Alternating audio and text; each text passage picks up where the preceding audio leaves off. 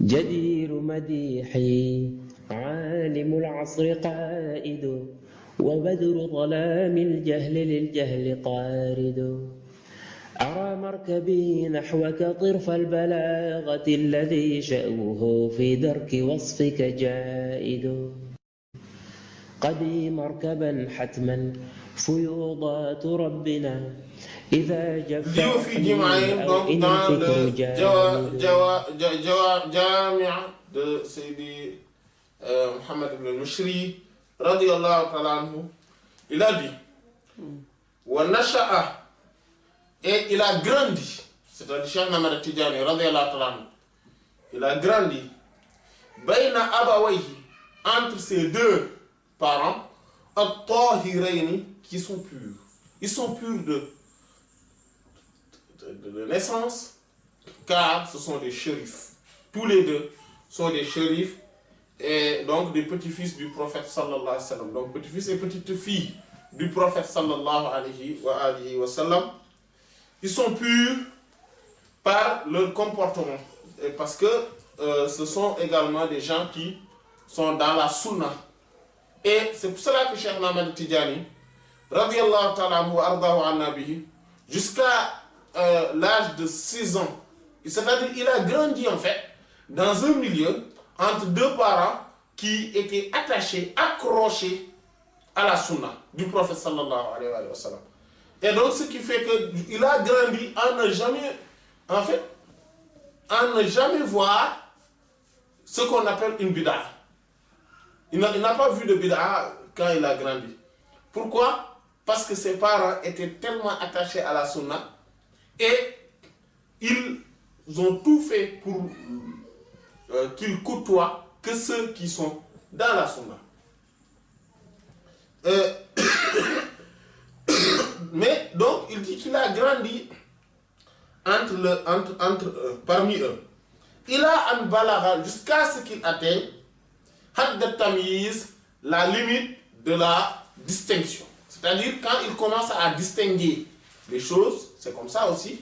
En fait, au début, un enfant, c'est la normalité. Maintenant, après, d'autres choses pourraient faire que l'on sort de cette normalité-là. Mais un enfant grandit entre ses parents et parmi ses parents. C'est-à-dire qu'il est là avec eux. Et il a donc grandi là jusqu'à l'âge qu'il puisse reconnaître les choses. C'est pour ça qu'on dit Hadd Tamiz. En fait, il y a deux sortes d'enfants. Il y a des enfants qui n'ont pas encore atteint cette distinction-là. Et il y a des enfants qui l'ont atteint. C'est pour cela que quand on parle, par exemple, de la parole de l'enfant, il faudrait bien distinguer de quelle parole on parle. Est-ce que l'enfant, par exemple, son témoignage, ce qu'il raconte, devrait être pris en compte, oui ou non? Et dans quel cas? Souvent, ça dépend aussi de cela. Est-ce que c'est un enfant qui a atteint l'âge de la maturité mentale afin de distinguer le bien du mal et de savoir réellement le sens de ce qu'il dit, oui ou pas, oui ou non? Ou bien qu'il ne l'ait pas atteint? Ou bien qu'il ne l'ait pas atteint? C'est là où on voit, c'est pour cela que tout ce qu'on parle là, quand par exemple le prophète sallallahu alayhi wa sallam dit que donc enseignez à vos enfants de prier, mais c'est à l'âge de 6-7 ans. Mais maintenant c'est à l'âge de 10 ans qu'il faudrait commencer à les frapper. Donc on voit bien qu'il a mis, parce qu'avant l'âge de 6 ans ou 7 ans, il n'a pas encore atteint cette maturité lui permettant de distinguer les choses. Regardez chez Ahmad Tidjani, radiallahu ta'ala anhu, il a très tôt atteint cet âge-là de maturité et pour pouvoir distinguer. Et on le connaît par la suite. Il a dit fa aslamahu. Et ils l'ont soumis l'île Maktab au lieu. En Maktab, c'est le lieu où il y a les livres. C'est-à-dire là où il y a, les gens apprennent le Coran. Voilà, on l'appelle le Maktab.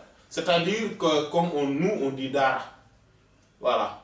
En fait, c'est là où on enseigne les gens le Coran, etc. Et فقرأ, et il a donc lu Al-Qur'an, le Coran, وهو صغير, et il était petit. Donc, il a appris très tôt le Coran, Cheikh Ahmad Tidjani, radiyallahu ta'ala anhu nabi, de maître qui a vu en rêve Allah subhanahu wa ta'ala lire le Coran du début à la fin avec la version de Warsh et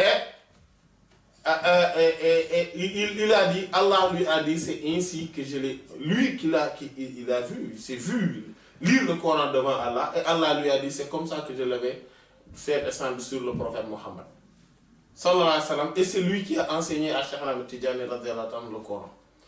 Vous voyez, donc même à bas âge, il est passé, et ça c'est important, le fait que quand on donne à notre enfant un maître pour qu'il puisse apprendre le Coran, pour qu'il puisse apprendre les traditions du prophète sallallahu alayhi wa sallam, pour qu'il puisse apprendre toute autre chose, il faudrait qu'on choisisse la qualité de la personne.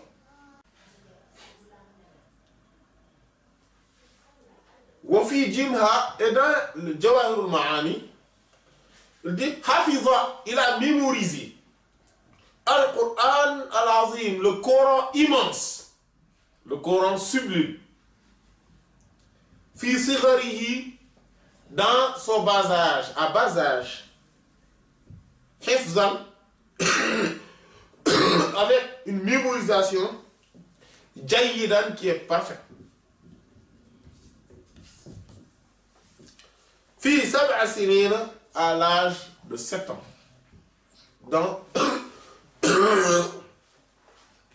À l'âge de 7 ans.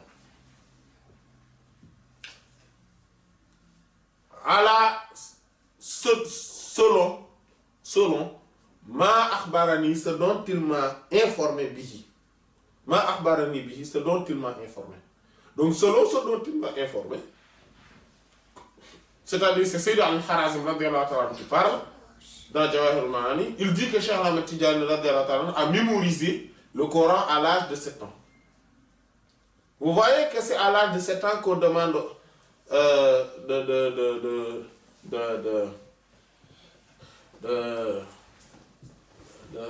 de commencer à apprendre les choses de la religion de manière plus sérieuse maintenant, c'est-à-dire le Coran, etc. Et lui, à l'âge de 7 ans, il a déjà mémorisé le Coran. Et il faudrait qu'on se...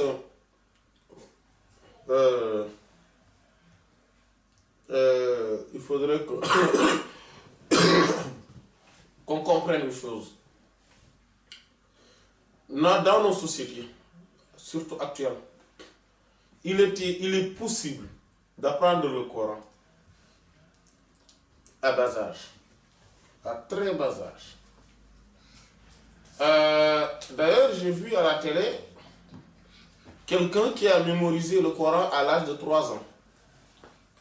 Parce que tout simplement, on met le Coran, depuis qu'il est petit, il grandit avec ça. Et même peut-être que c'était dans le ventre de sa maman. Voilà. Donc, on mettait le Coran. Et il entendait le Coran, il entendait le Coran, il entendait le Coran. Et à l'âge de 3 ans, donc 3 ans et demi, il a mémorisé le Coran. Ça, bon, maintenant ça, s'il n'y a pas de fausseté dans l'information, mais ça, je l'ai vu. Voilà. Il y a... mais je connais personnellement un enfant qui mémorise une bonne partie du Coran et il n'a que 3 ans, c'est ça? Et elle a quel âge? 3 ans et demi, voilà, c'est ça. Parce qu'elle est née, l'enfant est né à le même âge. Il a la même année. Voilà. Donc, il avait, c'est ça. Donc, et comment? Parce que tout simplement, en fait, un enfant, il a besoin de mémoriser. Donc il n'a pas besoin de lire pour connaître. Il a besoin d'entendre pour connaître. Il a besoin de mémoriser. Donc il faudrait l'intéresser et l'enseigner par rapport à cela. Voilà. Il apprend la parole en apprenant des propos du Coran. Par exemple, la Fatiha. Il apprend à parler. Après, il va grandir avec ça. Il va écouter, etc. Il faudrait aussi de la volonté. Mais un enfant peut bien mémoriser beaucoup de choses du Coran. Donc, en fait, mémoriser le Coran à l'âge de 7 ans, c'est certes extraordinaire, mais ce n'est pas si rare que ça. Ce n'est pas si rare que ça. Et même ce n'est pas, en fait, ce n'est pas un miracle en tant que tel. Oui, parce que, en fait, je le dis parce que Cheikh Ahmed Tidjani, radiyallahu ta'ala anhu, certes, oui, il y a beaucoup d'autres symboles et qu'Allah subhanahu wa ta'ala l'a destiné donc à un avenir spirituel élevé et qu'il est quelqu'un d'extraordinaire qu'on parle de ça. Mais en réalité, mémoriser le Coran à l'âge de 7 ans, ce n'est pas un miracle du tout. C'est quelque chose de faisable. Et il y en a beaucoup d'enfants qui mémorisent le Coran à cet âge-là. Il y a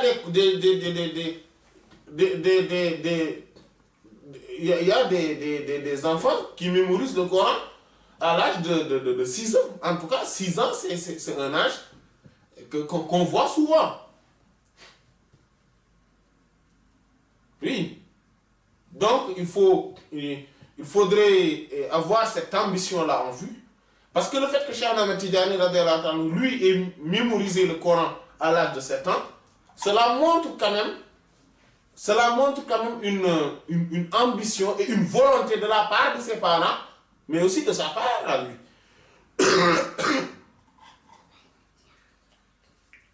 Donc, dit qu'il l'a mémorisé d'une manière excellente. À l'âge de 7 ans, Alama Akhbarani, selon dont il m'a informé bihi de ceci, al nafsihi de lui-même. C'est lui-même qui me l'a informé. Radiyallahu anhu. Radiyallahu, qu'Allah soit satisfait anhu de lui. Et t'as fin de citation.